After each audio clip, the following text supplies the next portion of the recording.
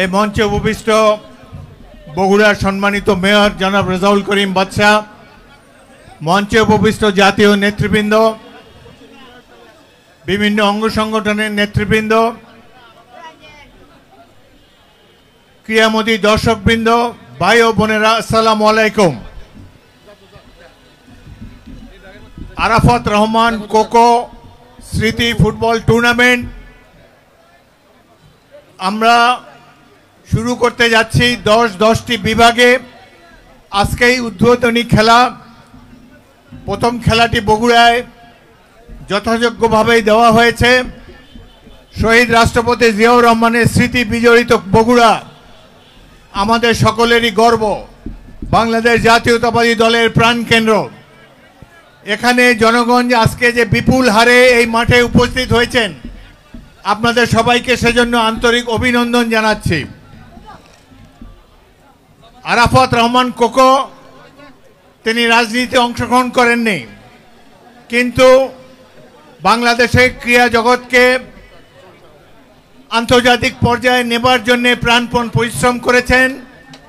তার ফলশ্রুতিতে আমরা বেশ কয়েকজন জাতীয় দলের উদীয়মান খেলোয়াড় পেয়েছি, যারা বিশ্ব ক্রিকেটে বাংলাদেশের মুখ উজ্জ্বল করেছে নিজেদের ক্রীড়া নৈপুণ্যের মাধ্যমে। কোকো পাবলিসিটি ক্রেজি ছিলেন না, পর্দার অন্তরালে থেকেই ক্রীড়াঙ্গনকে সার্ভিস দিয়ে গিয়েছেন। তিনি যদি আজ বেঁচে থাকতেন তাহলে বাংলাদেশে ক্রীড়াঙ্গন বিশেষ করে ক্রিকেটকে আরও উন্নতি শিখরে নিয়ে যেতে পারতেন বলে আমাদের দৃঢ় বিশ্বাস। তিনি যখন ক্রিকেট বোর্ডের ডেভেলপমেন্ট দেখার দায়িত্বে ছিলেন, তিনি খেলাধুলাকে অনেক সময় দিয়েছেন, নতুন খেলোয়াড় সৃষ্টি করার জন্য প্রাণান্ত পরিশ্রম করেছেন। অত্যন্ত অসময়ে তার মৃত্যুতে বাংলাদেশের ক্রীড়াঙ্গন ক্ষতিগ্রস্ত হয়েছে। আমি 1971-এর মহান মুক্তিযুদ্ধে রাষ্ট্রপতি জিয়াউর রহমানের অধীনস্থ জেড ফোর্সের একজন সেনা কর্মকর্তা ছিলাম।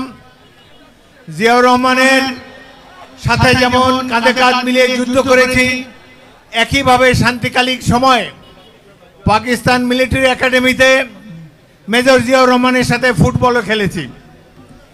তার সাথে সর্বশেষ ফুটবল খেলেছি 1977 সালের এপ্রিল মাসে ব্রাহ্মণবাড়িয়ায় সেনাবাহিনীর একটি টুর্নামেন্টে আমি এবং সেনাবাহিনী প্রধান জেনারেল জিয়াউর রহমান একই দলে ফুটবল খেলেছিলাম। আজকে আপনাদেরকে দেখে সেই স্মৃতি মনে পড়ে গেল।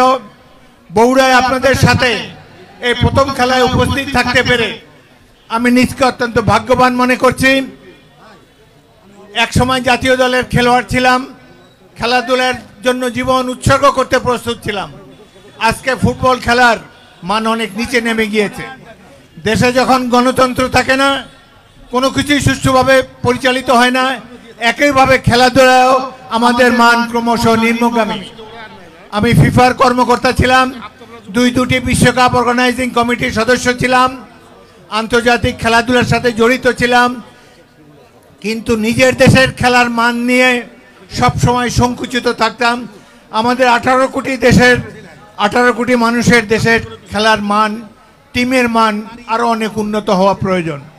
যাই হোক, আমরা আশা করব বিএনপি আগামী দিনে জনগণের সমর্থন নিয়ে আবার রাষ্ট্র ক্ষমতায় যাবে, আবার এই দেশের সাংস্কৃতিক অঙ্গন আরও বলিয়ান হবে, ক্রীড়াঙ্গনে জোয়ার নেমে আসবে।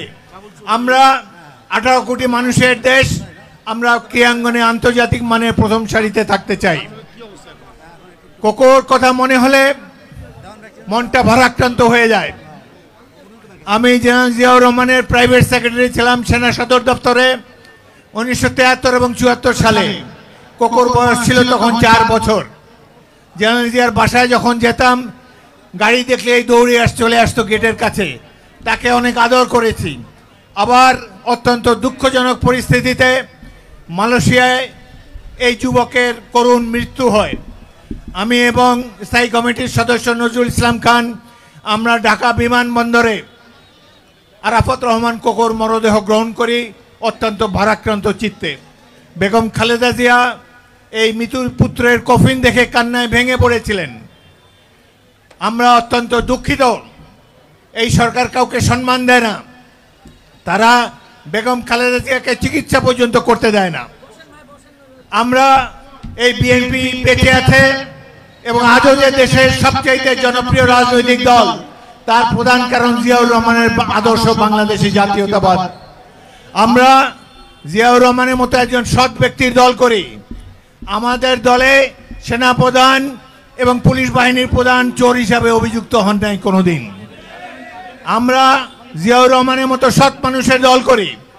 আপনারা কেউ হতাশ হবেন না, ইনশাল্লাহ অতি অল্প সময়ের মধ্যে বাংলাদেশ জাতীয়তাবাদী দল আপনাদের সমর্থন নিয়ে আবার রাষ্ট্র ক্ষমতায় যাবে ইনশাল্লাহ।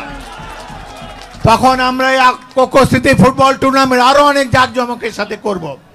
আজকে টুর্নামেন্টটি যেভাবে আপনারা অর্গানাইজ করেছেন, যেভাবে মেয়েরা সুন্দর একটি অনুষ্ঠান আমাদেরকে ক্রীড়া অনুষ্ঠানে পূর্বে উপহার দিল, সেজন্য আমরা সকলকে ধন্যবাদ জানাই। এই বগুড়া আমাদের সকলের গর্বের ধন, শহীদ রাষ্ট্রপতি জিয়াউর রহমান এবং তারেক রহমানের জেলা। এখানে আপনারা সবাই বিএনপির একনিষ্ঠ সৈনিক। আপনাদের মাঝে আসলে আমরা আবার আনন্দমুখর পরিবেশে ফিরে যাই। তো আজকের এই দিনে আপনাদের সবাইকে অভিনন্দন জানাই এবং আমি অত্যন্ত আনন্দের সাথে শহীদ কোকো স্মৃতি ফুটবল টুর্নামেন্টের শুভ উদ্বোধন ঘোষণা করছি। সবাইকে ধন্যবাদ।